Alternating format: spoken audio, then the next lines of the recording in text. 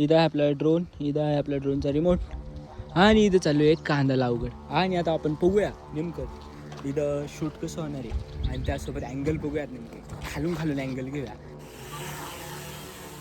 स्वप्नातल्या घराच्या पुढे कुठे तरी कांदा लावगड चाललेली. शेजावार बाया कांदा लावायचा प्रयत्न करीत होत्या तेव्हाच आपण कुठेतरी ड्रोन फ्लाय करतोय आणि नवीन नवीन छायाचित्र तयार करायचा प्रयत्न करतोय.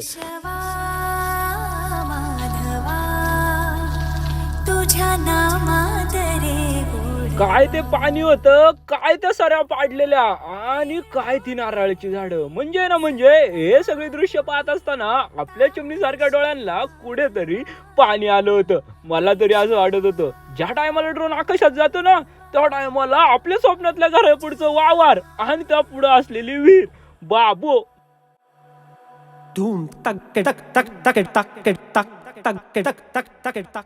म्हणजे आजचा विषय ना खूपच वेगळा होता. कंठातून तर शब्द येत होते पण होठावरून फुटत नव्हते. अशी काहीतरी कुठेतरी सिच्युएशन येऊन पडलेली. त्यासोबत आपला ड्रोन कुठेतरी सूर्यकिरणाकडे जातोय आणि असं काहीतरी दिसतंय. चमकणारं पाणी असो किंवा स्वप्नातलं घर असो किंवा आपला ड्रोन कुठेतरी 90 डिग्रीतला अँगल मारताना असो. म्हणजे ना म्हणजे नाही बोलू शकत.